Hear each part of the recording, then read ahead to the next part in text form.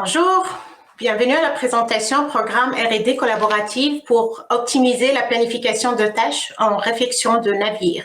Je me présente, Lilia Djemaï, conseillère au partenariat IVADO. Je serai la modératrice pour cette présentation. Notre prochaine présentation sera en français avec des diapos en anglais. Un petit rappel, les présentations durent 25 minutes, pas d'audio du côté de participants. Il serait préférable de poser vos questions le plus tôt possible durant la présentation, plutôt qu'attendre à la fin de la présentation. Vous pouvez donc écrire vos questions dans le module questions de Swapcard et je transmettrai oralement vos questions. Hello everyone, our next presentation will be in French, supported by English slides. Quick reminder, 25 minutes including question, no audio on participant side. Please use question tool of Swapcard. La prochaine présentation sera donné par Hugues Delmer et Daniel Lafont. Daniel est un expert en ingénierie cognitive et en facteurs humains. Il travaille chez Thales Canada depuis 9 ans. Ses principaux domaines d'expertise sont la modélisation de processus décisionnels humains et les systèmes d'aide à la décision. Avant de rejoindre Thales, il a travaillé en tant que scientifique pour la défense canadienne durant 4 ans. Il détient un doctorat en sciences cognitives d'Université Laval où il a reçu la médaille d'or du gouverneur général du Canada. Hugues Delmer dirige l'équipe de valorisation et transfert au GERAD et cumule plus de 20 ans d'expérience en gestion de la recherche dans le secteur académique et privé. Il détient un doctorat en recherche opérationnelle de Polytechnique Montréal ainsi qu'un MBA de l'Université de Chicago. Le GERAD est un centre de recherche interuniversitaire regroupant près de 70 chercheurs spécialisés en sciences de la décision.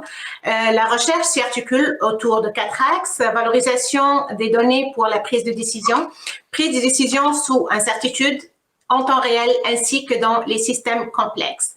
Je vous donne la parole, messieurs. Merci Lilia. Je vais passer tout de suite sur mes slides. Donc, comme Lilia a mentionné, donc le GERAD est un centre de recherche dédié aux sciences de la décision. Historiquement, on existe depuis plus d'une quarantaine d'années. On a été fondé et on est soutenu par 4 institutions principalement, HEC, Montréal, Polytechnique, l'UQAM et McGill. On a aussi du support de la part d'IVADO, qui sont nos hôtes aujourd'hui, ainsi évidemment que du Fonds de recherche nature et technologie du gouvernement du Québec. Notre mission s'articule autour de 4 points principaux. D'abord, on fait du développement scientifique, donc de la recherche au niveau mathématique dédié aux sciences de la décision. Le deuxième axe, c'est vraiment la formation de personnel hautement qualifié, c'est-à-dire des étudiants, des chercheurs. On a aussi un mandat de collaboration, aussi bien au niveau d'une collaboration entre chercheurs qu'une collaboration avec le milieu industriel. Le but de tout ça, évidemment, c'est d'avoir un impact social le plus important possible, aussi bien sur un impact de développement économique avec les liens avec l'industrie, mais de formation et d'entraînement de futurs chercheurs et de la relève au niveau de la recherche. Alors, comme il a été mentionné, on a quatre lignes principales de développement, donc la valorisation des données, la décision en temps réel, dans des milieux incertains ou dans des milieux complexes. Et puis, on a plusieurs champs d'application qui vont de l'économie, l'énergie, jusqu'au milieu de la santé médicale, en passant évidemment par tout ce qui est logistique intelligente et les infrastructures de même nature. Ces 4 points s'articulent concrètement autour de plusieurs... D'abord, on a environ 70 membres actifs. Si on compte les membres, je dirais, associés, ça monte à un peu plus d'une centaine. Bon an, mal an, on a environ 400 étudiants qui sont en formation à tous les niveaux. Donc, ce sont des étudiants gradués, donc de la maîtrise, doctorat et postdoc. On collabore beaucoup avec l'industrie, évidemment, puis on essaye de développer notre impact avec le milieu industriel, mais aussi dans une approche qui nous permettrait d'augmenter la collaboration interne, aussi bien entre les chercheurs qu'avec les étudiants en mettant en place des outils adaptés à ce niveau-là, des outils des communautés de pratique sur des axes, par exemple, applicatifs ou méthodologiques qu'on met en place pour développer les relations à l'interne. Donc, tout ça se traduit par un impact concret. Donc, outre les projets qu'on développe de manière courante avec l'industrie, on a évidemment un impact scientifique qui se traduit par des publications dans des journaux chaque année. On organise aussi régulièrement des conférences, des séminaires et ainsi de suite. Aujourd'hui, on parle d'un des projets justement qui nous tient particulièrement à cœur. C'est le projet qui est l'idée par Thales et qui a été commencé en 2018. Donc, ça fait déjà plusieurs années qu'on travaille sur ce projet-là. Il y a plusieurs personnes au GERAD qui ont été impliquées, mais pas seulement au GERAD, et c'est ça qui est vraiment intéressant. C'est-à-dire qu'il y a plusieurs partenaires industriels impliqués dans le projet à différents niveaux, soit pour développer des outils de simulation autour du projet ou pour dans le cas de CISPAN, par exemple, dont ici on voit une photo des ateliers, je pense à Victoria, en Colombie-Britannique, comme premier utilisateur des systèmes qui sont développés. Du côté académique, il y a plusieurs aussi partenaires qui sont impliqués. Il y a 3 universités, là, outre Polytechnique, il y a l'Université Laval et l'Université d'Alousie. Et le GERAD est derrière ça. De notre côté, ça s'est concrétisé. On a à peu près un peu plus d'une dizaine de personnes qui ont été impliquées au cours du temps. Et comme vous voyez ici, il y a eu plusieurs évolutions du projet. Et d'ailleurs, actuellement, ce qui est intéressant, c'est qu'il y a une évolution qui s'en va vers un domaine d'application différent dans le secteur de la santé. Et qui continue actuellement. L'autre point qui est vraiment intéressant aussi, c'est que les sources de financement pour le projet sont venues de différents côtés. Donc, il y a évidemment Thales qui lead le projet, qui a participé, mais il y a eu beaucoup également de MITAX pour le développement étudiant qui ont été impliqués, et Scale AI également a participé. Donc ça fait peut-être une revue très rapide de la structure du projet. Je vais laisser Daniel maintenant nous présenter concrètement en quoi consiste le projet et comment est-ce qu'il s'articule de manière concrète au niveau des développements algorithmiques et plus du côté business.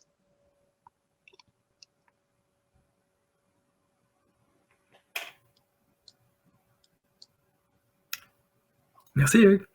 Alors, je vais poursuivre. Alors, bonjour tout le monde. Je vais vous présenter un survol de notre programme de R&D sur l'optimisation de projets en réfection de navires, qu'on surnomme le projet Refit Optimizer.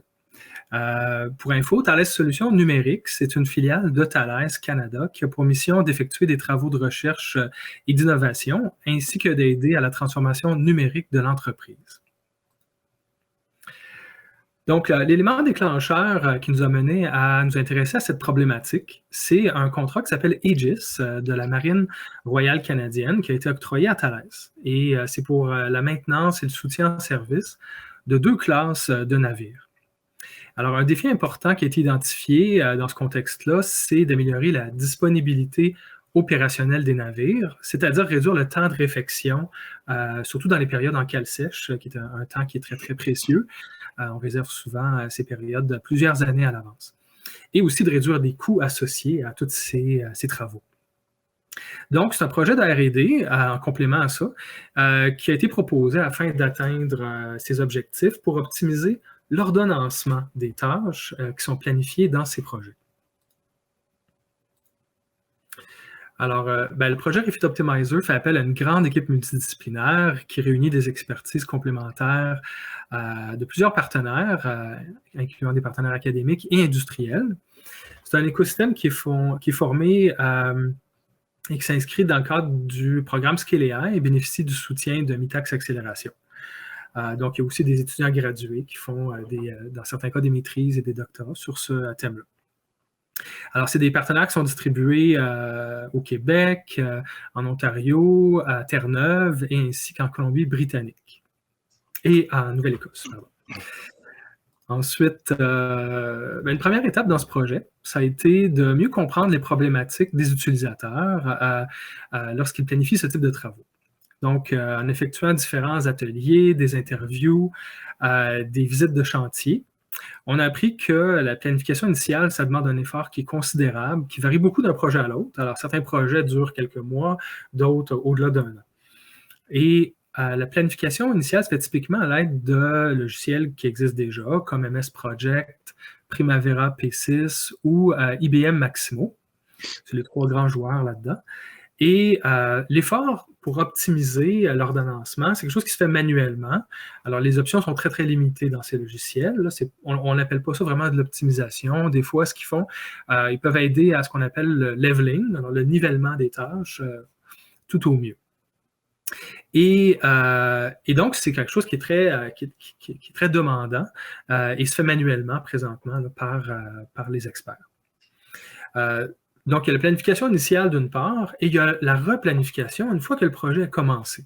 Et ça, c'est une autre paire de manches. C'est extrêmement difficile de penser à réoptimiser. C'est-à-dire que ces travaux-là sont typiquement très, très incertains.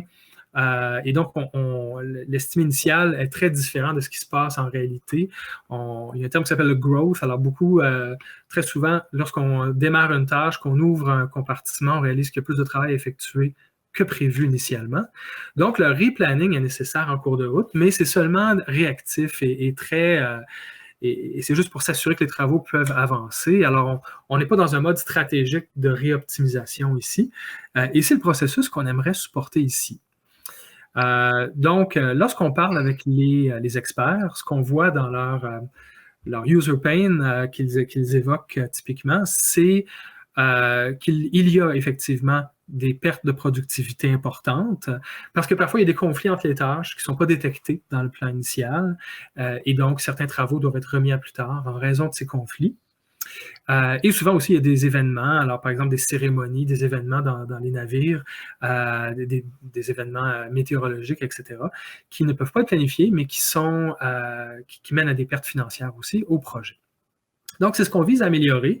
Même un petit pourcentage d'amélioration dans ces contextes-là mène à des énormes impacts financiers pour le client et pour les chantiers navaux. Donc, voici un aperçu simplifié de l'architecture du système Refit Optimizer, qui est composé de différents services qui sont déployés sur la plateforme cloud numérique de Thales. Alors, c'est un travail qui est toujours en cours de réalisation. On a une capacité qui est opérationnelle et on est en train de faire des tests et d'améliorer le système de façon itérative. Il y a certaines de ces composantes qui sont encore en voie d'être intégrées dans la capacité. Donc, le workflow de base ici, c'est d'importer un projet d'un logiciel comme Primavera P6, d'effectuer des optimisations et des analyses dans Refit Optimizer, et ensuite de réexporter vers Primavera P6. Des extensions sont prévues pour faire de même avec MS Project et Maximo, et potentiellement à terme d'avoir une capacité de planification qui serait autoportante. Alors voici ce qu'on observe quand on a importé un projet Primavera dans Refit Optimizer. On voit des lots de travail et des activités qui sont répartis sur un diagramme de Gantt. Ce sont des activités qui doivent être ordonnancées, tout en respectant certaines contraintes de relation entre les activités, comme par exemple des prédécesseurs et successeurs. Il y a aussi des contraintes qui sont de type disponibilité de certaines ressources nécessaires à faire le travail. Et un type de ressources, ça peut être de l'équipement critique, évidemment des spécialistes, des équipes de travail, et aussi des espaces de travail qui peuvent parfois être disponibles que pour un lot de travail, mais pas pour plus d'un. Ensuite, ici, on a la possibilité d'afficher le chemin critique, c'est-à-dire les tâches pour lesquelles, s'il y a un dépassement, ça va entraîner un retard dans la livraison du projet en entier. Et c'est une vue qui se veut interactive, c'est-à-dire qui permet de filtrer et d'organiser l'information selon les besoins. Voici maintenant une vue sur le menu d'optimisation. Ici, l'utilisateur détermine les objectifs de l'optimisation et obtient les résultats en temps réel pendant la recherche des algorithmes pour une solution optimale. Formellement, ici, on parle du problème d'optimisation qui s'appelle l'ordonnancement sous contrainte de ressources, en anglais Resource Constrained Project Scheduling. C'est un problème qui est bien connu, qui est très général, qui s'applique dans différents domaines. Et malgré qu'il est bien connu, ça demeure un problème qui est extrêmement difficile et pour lequel des méthodes exactes ne garantissent que des solutions optimales que pour des petites instances de problèmes. Donc, pour des problèmes réels, complexes comme celui-ci, il y a de la place pour de l'innovation, de la R&D, pour rapidement trouver des solutions soit optimales ou quasi optimales qui résoudent le problème dans des temps raisonnables. Donc, voilà aussi pourquoi il y a des défis importants en recherche. Et on fait appel ici à différentes méthodes, principalement la programmation par contrainte, qui est une méthode en recherche opérationnelle, ainsi que la programmation linéaire mixte en nombre entier.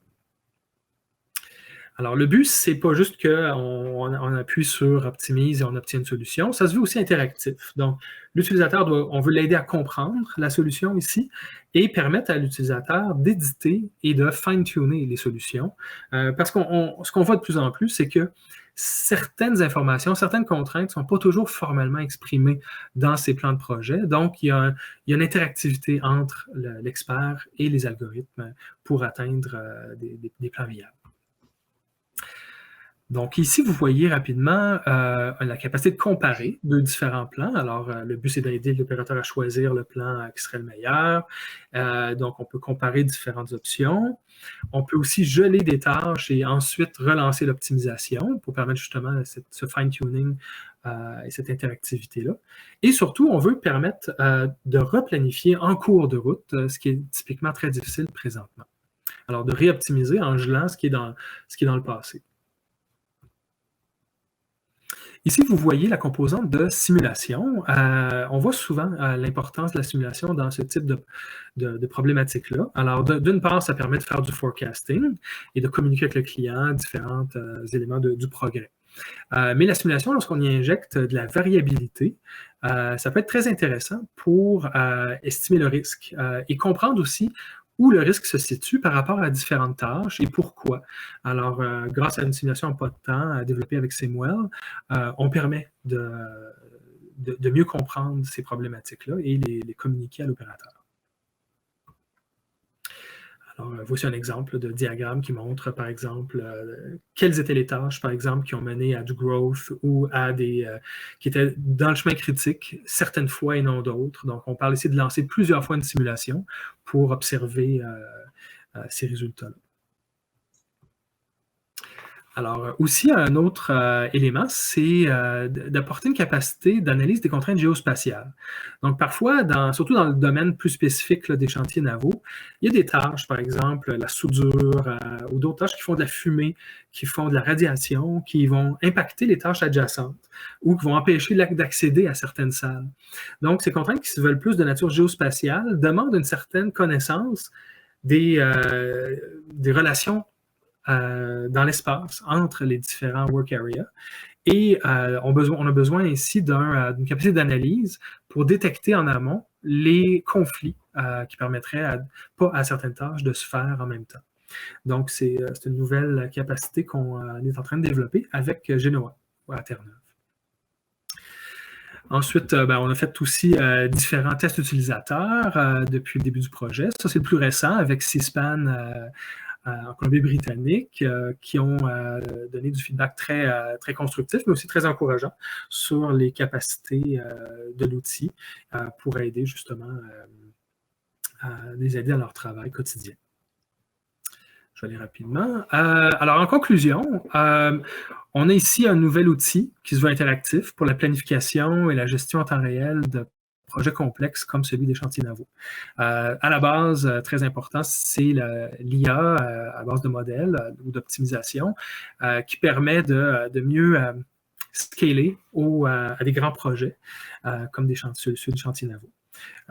Aussi, il y a un élément important qui est l'anticipation et la simulation, ainsi que la visualisation 3D grâce à nos autres partenaires, c'est moi et Genoa. Et le but, dans le fond, c'est d'améliorer l'agilité dans l'exécution de ces travaux-là en gérant mieux tout ce qui est incertain. Alors, toutes les méthodes avancées numériques nous permettent d'aller dans cette direction. Et la prochaine étape pour nous, entre autres, c'est d'ajouter un aspect d'apprentissage, c'est-à-dire que dans ce qu'on appelle la transformation numérique, on s'intéresse beaucoup à comment est-ce que les données historiques peuvent nous permettre de mieux estimer, de mieux optimiser à mesure qu'on apprend au fil de ces travaux-là.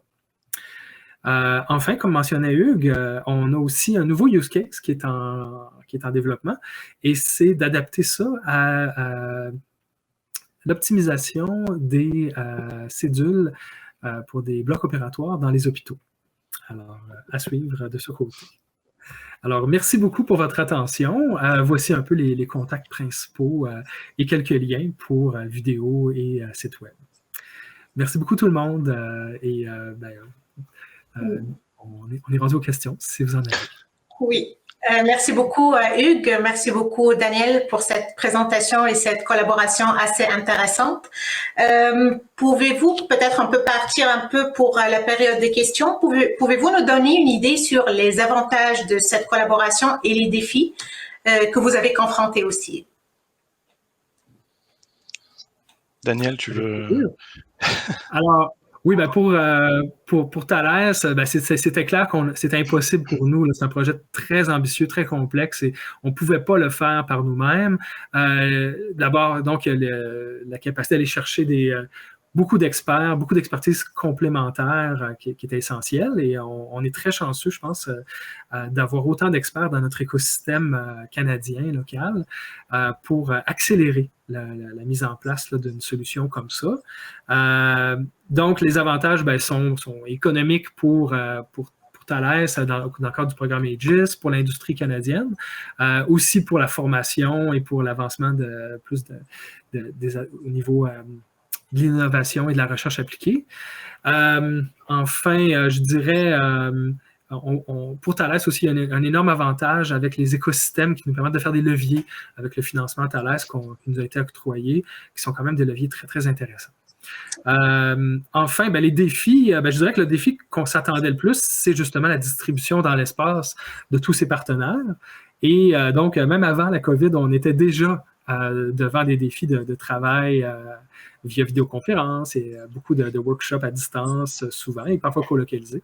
Mais dans le fond, les défis, on les a très bien surmontés, je dirais, jusqu'à présent. Alors, souvent, le gros défi, c'est d'avoir des données, des cas réels et des experts du domaine. Donc, l'aide de C-SPAN, l'aide des experts d'Aegis, qui est parfois critique pour avancer dans le projet est très, très importante. C'est notre défi majeur. C'est d'avoir une bonne boucle avec des opérateurs et des problèmes de cas d'utilisation réels et non fictifs. Parfait, merci beaucoup. Je pense qu'on est arrivé à la fin de session. Merci beaucoup pour votre collaboration, pour la présentation assez intéressante. Et au plaisir de discuter et de vous voir une autre fois.